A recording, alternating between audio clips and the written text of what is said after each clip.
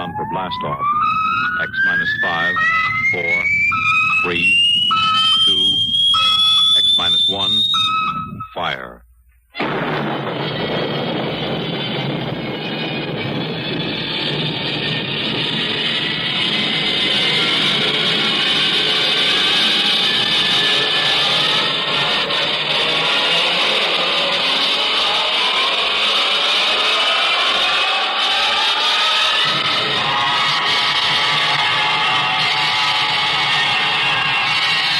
From the far horizons of the unknown come tales of new dimensions in time and space. These are stories of the future, adventures in which you'll live in a million, could be years, on 1,000 maybe worlds. The National Broadcasting Company presents X minus 1.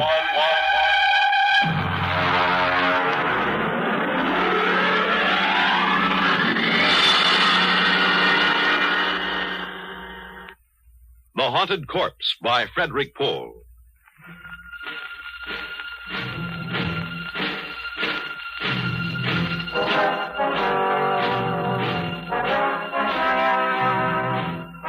It was 2200 hours when my task force of 135 picked men and a wax stenographer, all fully equipped for any emergency, surrounded the big house. Just as I stepped out of my Jeep, the old boy himself came storming out of the house with fire in his eye. While he was still ranting and raving, I gave him a soft salute and waited for him to finish. Go on, get the whole bunch of you. This is private property and you're trespassing. I won't have it, you hear? Now go on, get out. I'm Colonel Windermere, sir. My orders are to establish a security cordon around your laboratories. Here you are, Dr. Horn. Your copy of the orders. You can take those orders. Say, who put you up to this? I know, Van Pelt. Why, that rotten, overstuffed, backstabbing monster of a... Dr. Horn. Oh, I know, Van Pelt. I ought to. He worked as my associate for years. But that doesn't give him the right to turn traitor and go running off to the Pentagon with a story about the Horn effect. Excuse me, Dr. Horn. The General asked me to give you his personal assurance that my men will not in any way interfere with your work here. It's just a matter of security. Security? Now, listen here, Lieutenant. I won't tolerate Excuse anybody... me, sir. It's Colonel. Lieutenant Colonel Windermere. Colonel, General, Lieutenant, what do I care what fool title you stick on your name? The Horn effect is my personal property. Not yours, not Van Pelt's, not the Pentagon's. Not anybody's but mine. You and your whole army can go plumb to the devil. Good day.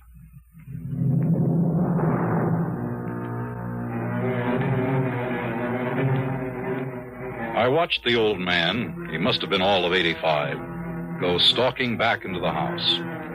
During the night, a wire-stringing detail surrounded the whole place with 3-strand electrified barbed wire with guard towers every 50 yards. I inspected the whole establishment before breakfast the next morning. And then, satisfied that everything was in order, I ate breakfast in my tent. I was interrupted by the appearance of Van Pelt, the fat and chubby scientist who had sent the original report to Washington. What did he say? How did he take it, Colonel? I mean, is he sore? Sore as a boil, Doctor. Oh. Well, you're here, so I guess he won't try anything. By the way, I didn't get a chance to have breakfast in town, and I wonder... Oh, of course. Have some bacon and eggs. Thank you very much. It looks delicious.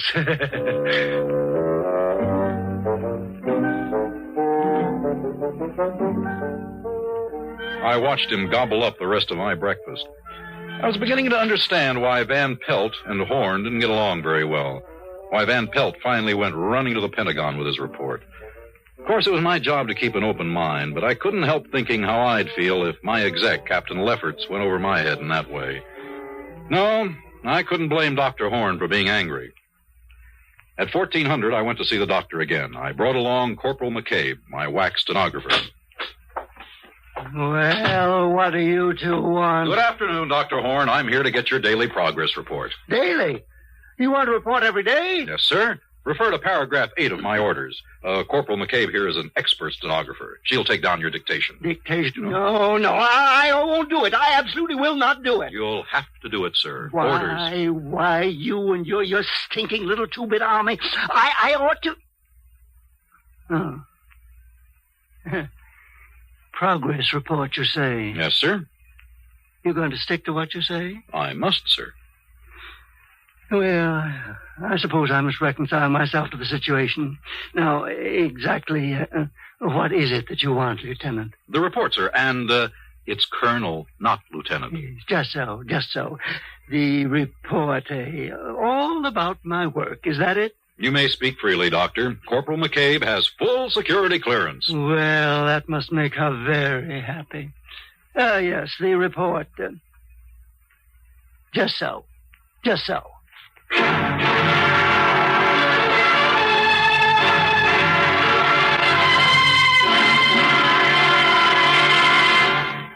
You're listening to The Haunted Corpse on X-1. Have you ever read the want ads?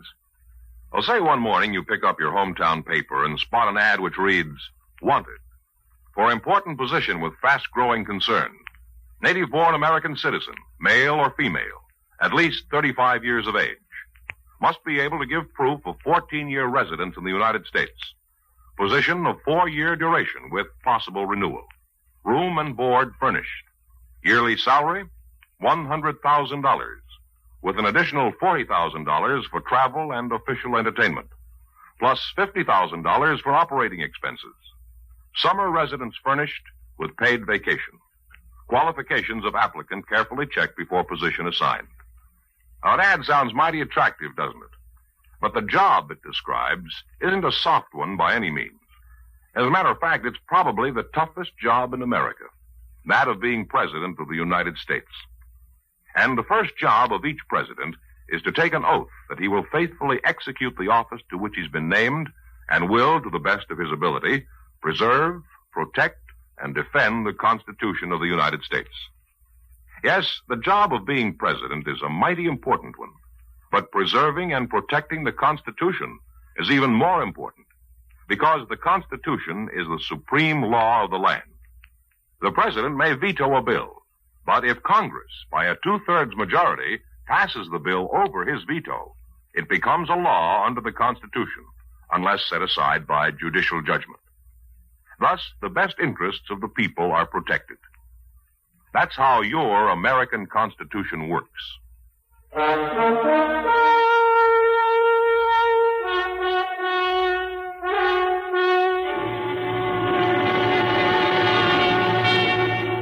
Now, back to X-1 and The Haunted Corpse. I wasn't deceived by Dr. Horn's sudden willingness to cooperate. He was probably trying to win my confidence so that he could find a way to phone his congressman and make trouble for the whole operation. But I merely nodded to Corporal McCabe, who opened her notebook and got ready to take the dictation. Very well. This machine you see here is my polyploid quasitron. Now, to understand its operation, let me explain. Sir, excuse me, that term... Oh, yes. Dr. Horn, would you kindly spell those two words for the corporal? Just so. Polycloid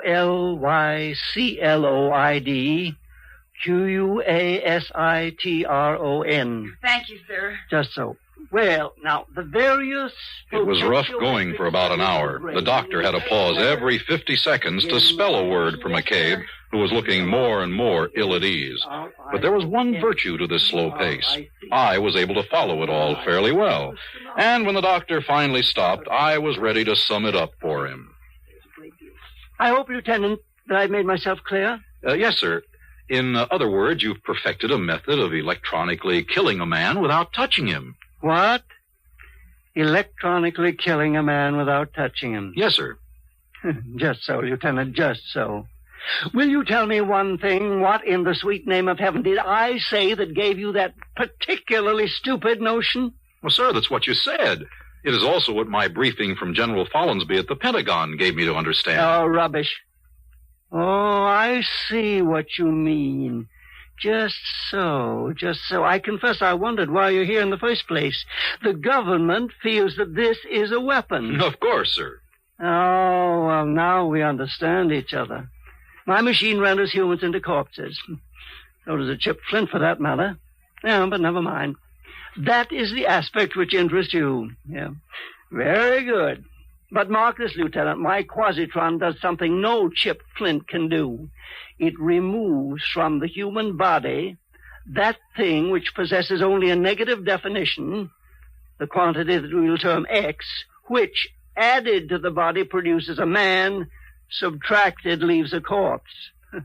Oh, but you don't care about all that, do you? Sir, I don't follow you. No, you're darn right you don't. We're all corpses, don't you see? Corpses inhabited by ghosts. And there's only one man in the world who can separate the two without destroying them, and that is me. And there's only one way to do it, and that's with the Quasitron. Good day, Lieutenant.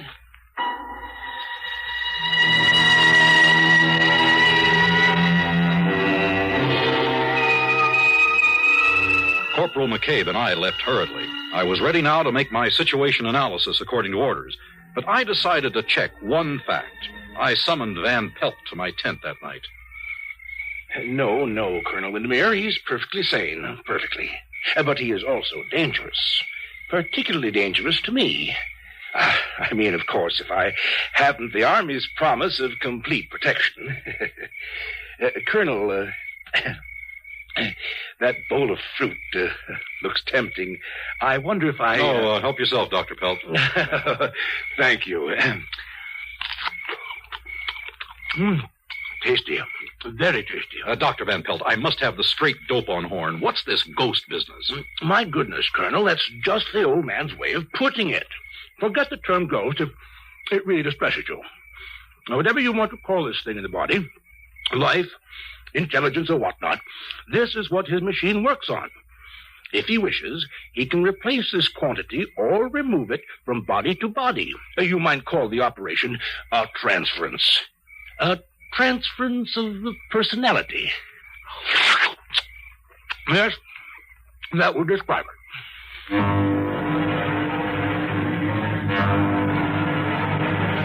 Well, I got rid of Van Pelt fast after that. Now I had something really exciting to look into. This old man had a machine that could take a person out of his body and put him into another one if he liked. Next morning, I demanded a demonstration, and Dr. Horn showed me how he could change a hen and a cocker spaniel with the Quasitron. It was weird, but impressive and convincing. Well, Lieutenant, do you believe in my machine now? Remarkable. But can it work with people? Well, indeed it can, but these ridiculous laws governing the conduct of institutions. Heaven knows I've tried to get permission for an experiment. A man dying of cancer, for instance, to exchange with a feeble-minded youth. Why not? Put the sound mind in the sound body and let the other die. But no, they won't have it. I see. Then it actually has never been done. No, but, now you're here, Lieutenant. A military man, very brave. Just so. All I've ever needed was a volunteer. Now, Van Pelt refused, the coward. So is everyone else, but now you... Negative, sir, negative. I am not a lieutenant, doctor. I am a field-grade officer. But if there is a need for volunteers, I can find them for you, sir. You can? You really can? Yes, sir. I can think of several likely prospects. Give me until tomorrow. Just so, Lieutenant. Major, Captain, then. Tomorrow will do splendidly.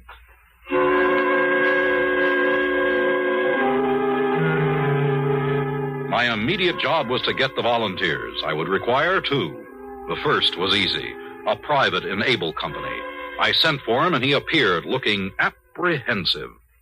Sir, the colonel sent for me? I did. You're the latrine orderly of Able Company? Yes, sir, I am, sir. Yeah, there's a report on you. AWOL. That means a court-martial. You're aware of the possible consequences? Yes, sir, I am, sir. There is a possibility that these charges might be dropped. It depends upon our finding a volunteer for a special job. Is that all, sir? Oh, I volunteer, Colonel. When do I start, sir?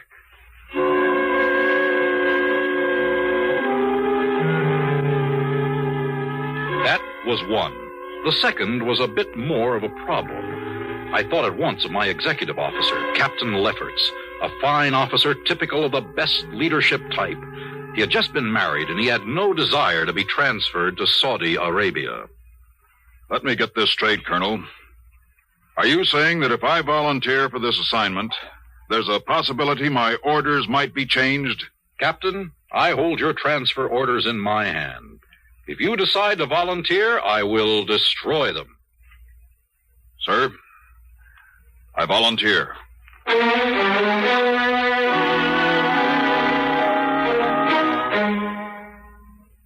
So it was done. The next morning, both men were strapped into Horn's infernal machine. There was a great crackling and sparking.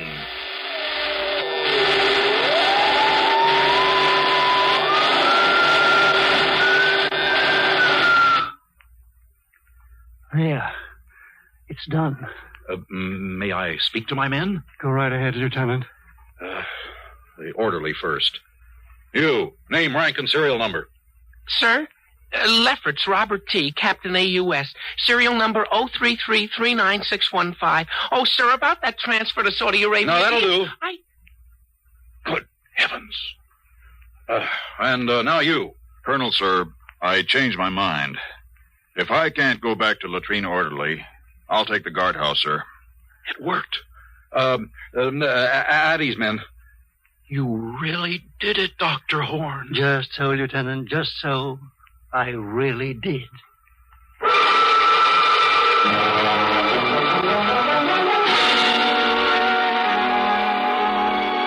Horn switched the two men back again while I rushed for the telephone. Crash priority, the Pentagon, General Follansby, priority and classified. Ask the general to stand by for scrambler.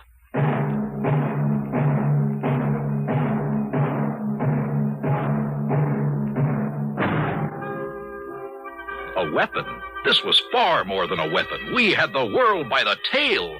I got through to the general, and I was excited as I pointed out the implications of the device. Suppose a hostile representative visited this country, I told him. One of our men could switch places with him, and no one would ever guess. In time, we could have our men in the top positions of every government in the world. Our men reporting to us. It was the greatest opportunity any government ever had. The general was impressed in spite of himself. We arranged an appointment in the Pentagon for the next morning. As I hung up, I fingered the silver leaf on my shoulder.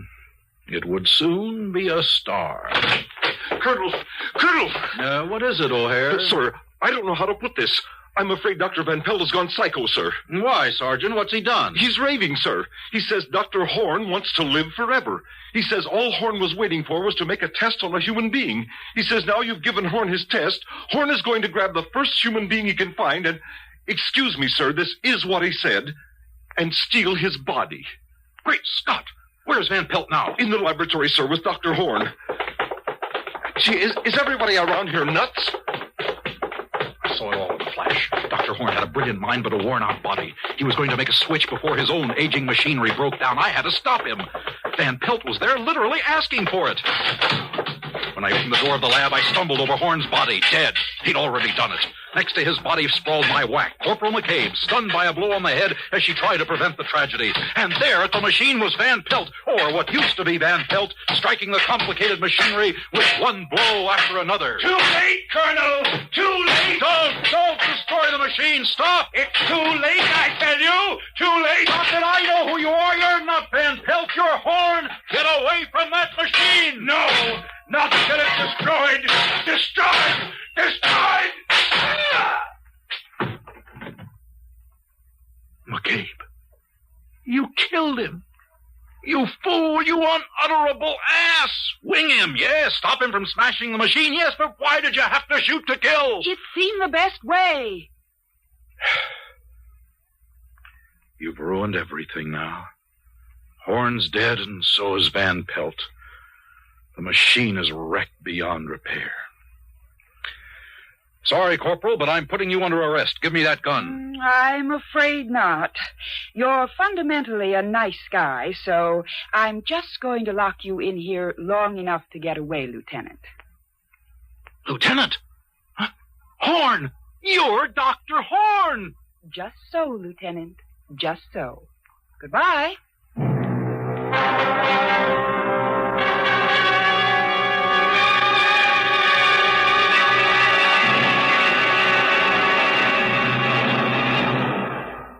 X-1 has brought you The Haunted Corpse, a story written by Frederick Pohl and adapted for radio by William Welch. Featured in our cast were Edgar Staley as Dr. Horn, Walter Black as the Colonel, and Dean Lyman Almquist as Van Pelt. Others in our cast were Lydia Bruce, Alan Collins, Bob Hastings, and Ralph Camargo. This is Fred Collins speaking. X-1 was directed by George Voutsas and is an NBC Radio Network production.